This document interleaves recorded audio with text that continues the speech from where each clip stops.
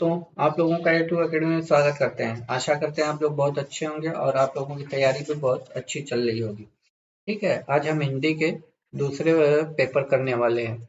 आप लोग तैयारी अच्छे से करते रहिए। ये क्वालिफाइड नेचर का है, बस इसमें पास होना है, इसके नंबर जुड़ेंगे नहीं। ठीक है, हिंदी और इंग्लिश जो फर्स्ट पेपर है आपके, इसके नंबर जुड़ने नहीं है, लेकिन आप प्रैक्टिस करोगे तभी तो इसको क्वालिफाई करोगे। क्वालिफाई नेचर का है, नेगेटिव मार्किंग तो नहीं है। इसके अलावा आपको मार्केट में जो अवेलेबल है, मार्केट में जो भी अवेलेबल है आपके बुक, जिसमें भी मॉडल पेपर हैं, चाहे यूटेरिया के हों, घटना चक्र के हों, किरण पब्लिकेशन के हों, यूथ कंपटीशन के हों, वो एक एक करके हम दे रहे हैं। एग्जाम तक 50 प्लस आपको मॉडल पेपर हम करवा देंगे।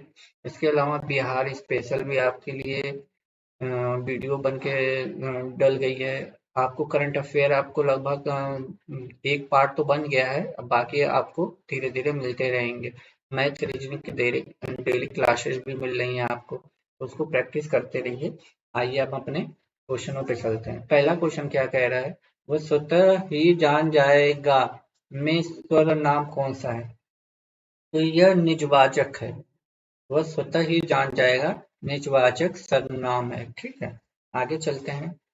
जब कोई सरकारी पत्र, कार्यालय ज्ञापन या ज्ञापन एक साथ अनेक प्रेषितों को भेजा जाता है, तब उसे क्या कहा जाता है। तब उसे परिपत्र कहा जाता है। ऐसे पत्र को परिपत्र कहा जाता है। ठीक है, आगे देखिए। महावीर प्रसाद द्विवेदी ने आदिकाल को क्या संज्ञा दी थी। तो महाप्रसाद द्विवेदी ने आदिकाल को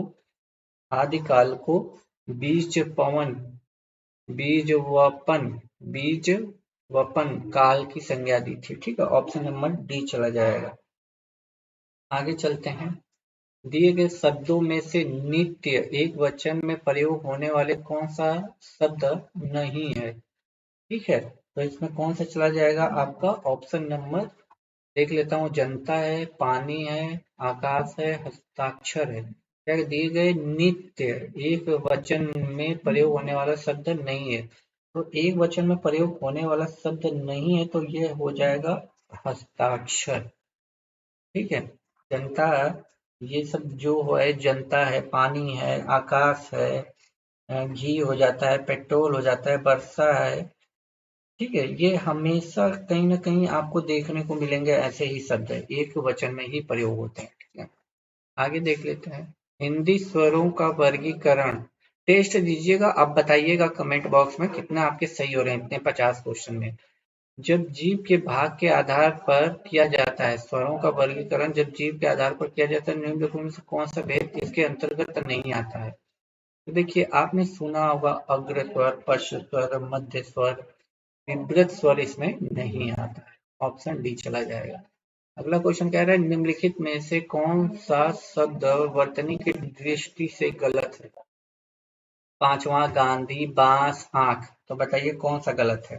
तो आपको पता होगा आंख पे चंद्र बिंदु ऐसे लगता है। ठीक है, तो इसका मतलब ये गलत है, ऑप्शन नंबर डी। ठीक, वर्तनी की दृष्टि से दिए गए विकल्पों में अशुद्ध विकल्प का चयन कीजिए। महीना, पूजनी, व्यंग, उपयुक्त, सभी। तो सातवां को कौन सा चला जाएगा, ऑप्शन नंबर सी। ठीक है, अशुद्ध की बात किया है। ठीक है, व्यंग, व्यंग का मतलब ताना होता है, मेरे ख्याल से ताना ही बोलते हैं, व्यंग को ताना ही बोलते हैं ना। व्यंग को ताना ही बोलते हैं। व्यंग अशुद्ध है, व्यंग ऐसे नहीं लिखा जाता। व्यंग ऐसे लिखा जाता है और फिर आधा ग बीच में होता है, फिर ये होता है ऐसे, ये वह है, व्यंग ऐसे लिखा जाता है। शुद्ध वर्तनी इसकी ये हो जाएगी। ठीक है, आगे चलते हैं। स्वार्थ में निम्नलिखित में से कौन सी संधि है, संधि बतानी है स्वार्थ में। तो स्वार्थ का संधि विच्छेद तो करना आता होगा, तो इसका होता है स्व, स्व, धन, अर्थ। ये इसकी संधि विच्छेद हो जाती है और इसमें दीर्घ संधि है। पावन का संधि विच्छेद निम्नलिखित में से कौन सा है। तो पावन का संधि विच्छेद क्या हो जाता है, पौ, धन, अन। ऑप्शन ए चला जाएगा। ठीक है, आगे चलते हैं। भीष्म पितामह ने आजीवन शादी न करने का प्रण लिया था। रेखांकित शब्द का समास क्या? आजीवन। आजीवन मतलब जीवन भर, तो ये अव्ययी भाव समास आ जाएगा, अव्ययी भाव। Option A. ठीक है, आगे चलते हैं। निम्नलिखित में से कौन सा कर्मधारय समास है?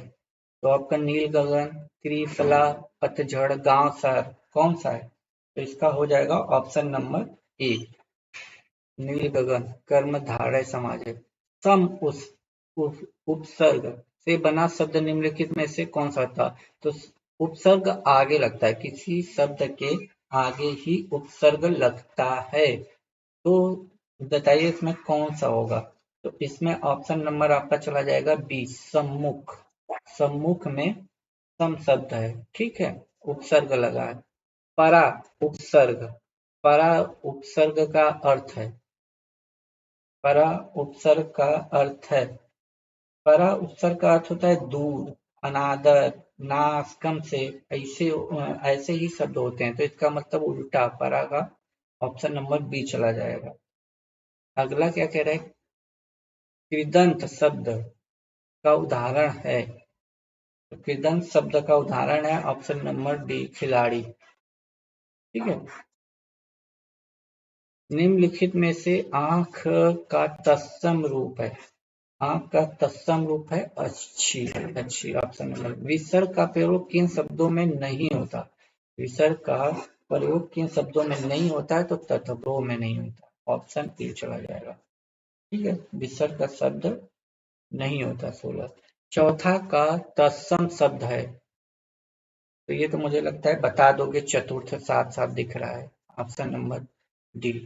निम्नलिखित में धूम, धूम का तत्भव शब्द क्या होता है? धूम का तत्भव, धूम तो तत्सम शब्द है, तो इसका तत्भव हो जाता है धुआं, धुआं, ऑप्शन नंबर बी, धुआं चला जाएगा। आगे, ड्यूटी के आधार पर शब्द के कितने भेद होते हैं? तो कितने भेद होते हैं? तो 3 भेद होते हैं, ऑप्शन ए चला जाएगा, इसके 3 भेद होते हैं। ठीक है, अगला क्वेश्चन, स्वतंत्रता सबको प्यारी है, वाक्य में रेखांकित शब्द का संज्ञा बताइए। तो स्वतंत्रता सबको प्यारी है, तो इसका हो जाएगा भाववाचक संज्ञा, भाववाचक। पुरुषवाचक सर्वनाम चुनिए, आप अंदर आकर बैठिए, इसका आंसर क्या हो जाएगा? तो ये हो जाएगा ऑप्शन नंबर ए, आप अंदर आकर बैठिए। पुरुषवाचक सर्वनाम इसमें चुनना था, तो आप हो जाएगा। ठीक है, आगे चलते हैं, 22 पे आ गए ना। तो क्रिया चुनिए, क्रिया चुनना है। मेरी बहन सविता हिंदी भाषा सीखती है, तो इसमें क्रिया क्या हो जाएगी? सीखती है, ऑप्शन सी। आह, आप आ गए, वाक्य में आह का शब्द क्या है बताइए? तो ये हो जाएगा अव्यय, अव्यय हो जाएगा। ठीक है, 24 में चलते हैं। सीता सखियों सहित पुष्प वाटिका गई, वाक्य में रेखांकित अव्यय प्रयोग में निम्नलिखित में से भेद का उदाहरण है? तो समुच्चय बोधक, बताइए, समुच्चय बोधक, क्रिया विशेष, संबंध बोधक, विस्मय बोधक, तो इसका आंसर हो जाएगा संबंध बोधक, ऑप्शन नंबर सी चला जाएगा।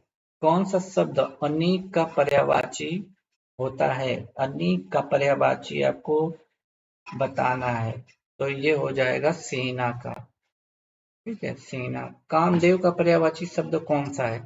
कामदेव का पर्यायवाची आपको बताना है, तो कामदेव का आपको पर्यायवाची बताना है सरोज, सरोज कमल, क्या है सब? सरोज कमल, उरोज, पथोत, मनोज, तो कामदेव का पर्यायवाची कौन सा उसमें हो जाएगा? तो मनोज हो जाएगा, कामदेव का पर्यायवाची शब्द मनोज।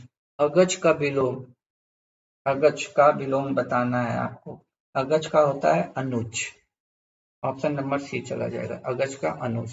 दीर्घायु का क्या होता है? दीर्घायु का तो पता होना चाहिए, अल्पायु। ठीक है, इस वर्ष हिंदी साहित्य की डैश कुछ अवरुद्ध रही, रिक्त स्थान को भरने की उपयुक्त शब्द चुने। उन्नति, प्रगति, वृद्धि, विकास, तो जब 2 बार पढ़ेंगे तो आपको समझ में आ जाएगा।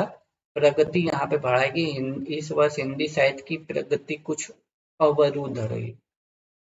गांधी जी का राम राज्य का स्वप्न आज तक डैश नहीं हुआ है।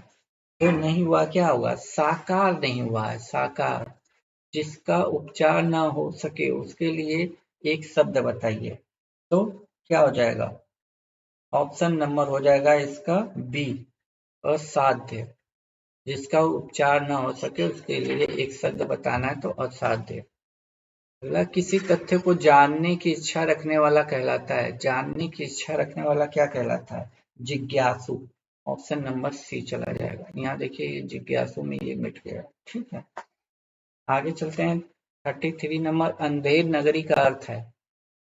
अंधेर नगरी का अर्थ है अन्याय की जगह। चौकड़ी भूल जाना मुहावरे का अर्थ है। तो चौकड़ी भूल जाने का अर्थ है घबरा जाना। चौकड़ी भूल जाना मतलब घबरा जाना। अंधों में काना राजा रेखांकित लोककृत का अर्थ है। तो ये हो जाएगा आपका गुणहीनों के बीच गुणवान व्यक्ति। ऑप्शन नंबर ए चलेगा। सलमा सलमा घर जाती है वाक्य क्या है? तो सलमा घर जाती है वाक्य एक सरल वाक्य है। इसमें क्या बताना है? अगले क्वेश्चन, निम्नलिखित में से संयुक्त वाक्य। संयुक्त वाक्य तो देखिए जहां और लगा हो उसी को मैंने पढ़ा रखा है। संयुक्त वाक्य पहचाने, यहाँ पे देखिए और है तो इसी को आप लगा सकते हैं।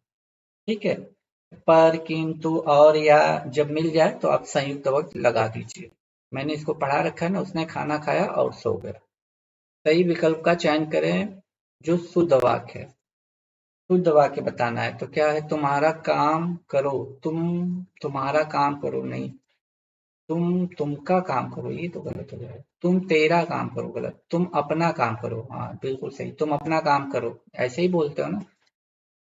राम आम खाता है वाक्य में वाच्य कौन सा है? वाच्य बताना है। क्योंकि मैं थोड़ा सा छोटा कर दूं, जूम ज्यादा हो गया है। राम आम खाता में वाच्य कौन सा है? तो कौन सा हो जाएगा? 39 का ऑप्शन नंबर सी चला जाएगा, कृतवाच्य। उसने टेढ़ी चाल चली वाक्य में कौन सा कारक है? कौन सा कारक है? इसमें कर्ता कारक है। उसने टेढ़ी चाल चली। बिल्ली छत से कूद पड़ी, तो सभी को पता है वो अलग हो रही है, तो अपादान कारक हो जाएगा। अपादान कारक। अगला क्वेश्चन क्या कह रहा है? निम्न में से कौन सा पुल्लिंग शब्द स्त्रीलिंग शब्द में प्रत्यय लगाने से बना है? पुल्लिंग शब्द स्त्रीलिंग शब्द 42 का हो जाएगा। ऑप्शन नंबर सी, भेड़ा। अगला क्वेश्चन क्या कह रहा है? इनमें इनमें स्त्रीलिंग शब्द कौन सा है? कौन सा स्त्रीलिंग शब्द? ऑप्शन नंबर बी, ख्याति। मैंने आम खाया यह वाक्य किस काल में प्रदर्शित करता है? मैंने आम खाया, मैंने आम खाया है, मैंने आम खाया है, भूतकाल की बात कर रहा है, आम खाया है। निम्नलिखित वाक्यों में से वह वाक्य चुनिए जिसमें गुणवाचक विशेषण का प्रयोग किया गया है। 45 का ए हो जाएगा। वह नटखट बालक संगीत नहीं सुन। नीचे दिए शब्दों में इसकी वर्तनी शुद्ध है, शुद्ध वर्तनी बतानी है। तो देख लीजिए शुद्ध वर्तनी किसकी है? शुद्ध वर्तनी तो द्वारका की है। उज्जैनी तो ऐसे नहीं लिखा जाता है। ठीक है, पूजनीय लिखा गया है। शुद्ध वर्तनी पूजनीय ऐसे नहीं लिखा गया है। ये पूजनी तो गलत है। अहिल्या ये भी तो गलत ही है। अंत ध्यान ये भी तो गलत है। क्या कह रहे? प्राचीन भारतीय भाषा आर्य भाषा कौन सी थी? आर्य भाषा पूछा। प्राचीनतम आर्य भाषा ऋग्वेद में जिसका यूज है तो वो वैदिक संस्कृत उसको बोलते हैं। अगला है, निम्नलिखित में से प्राचीन भारतीय भाषा, ये तो हो गया। प्राचीन भाषा नहीं है। नहीं की बात की है तो तीनों है मेरे ख्याल से। पंजाबी नहीं है। पंजाबी तो अब की भाषा है। पंजाबी उस समय नहीं थी प्राचीन काल में। एडमिनिस्ट्रेटिव कंट्रोल, कंट्रोल का मतलब आप समझ रहे होंगे, यहाँ कार्रवाई नहीं। कंट्रोल का मतलब नियंत्रण करना होता है। यहाँ पे देखिए ये उक्ता से मतलब नहीं शुरू, तो एक चीज से भी आप बता सकते थे। ठीक, ऑप्शन डी। अगला क्वेश्चन क्या कह रहा है? निम्न यदि हिंदी प्रश्नवाचक वाक्य का उत्तर हाँ ना में दिया जा सके तो उसका अंग्रेजी अनुवाद करते समय वाक्य शुरू करेंगे। इससे शुरू करेंगे तो option number B auxiliary verb से करेंगे। सिर्फ हाँ ना में उत्तर जब देना होता है तो। ये टेस्ट आपके 50 नंबर के थे। अब बताइए इस 50 में कितने क्वेश्चन सही है, आप कितने कर ले रहे हो। कि देखिए 100 क्वेश्चन में आपको सिर्फ पास होना है, जिसमें से 75 आपके हिंदी होंगे, अब 25 आपके इंग्लिश होंगे। इसमें पासिंग मार्क है, इसके नंबर नहीं जोड़ने हैं। ठीक है, तो अपनी तैयारी को कंटिन्यू रखिए और एक टेस्ट हिंदी का डेली दिया कीजिए। बस एक टेस्ट देंगे तो आपको प्रैक्टिस हो जाएगी। एनी सारे क्वेश्चन बनते हैं, ये सब प्रीवियस ईयर में कहीं ना कहीं आए हुए क्वेश्चन हैं। ऐसे ही क्वेश्चन बनते हैं जो आपको कहीं ना कहीं औरों से अलग ले जाएंगे। तो बाकी तैयारी के लिए आप चैनल से जुड़ जाइए। तब तक के लिए खुश रहिए, मुस्कुराते रहिए। जय हिंद दोस्तों।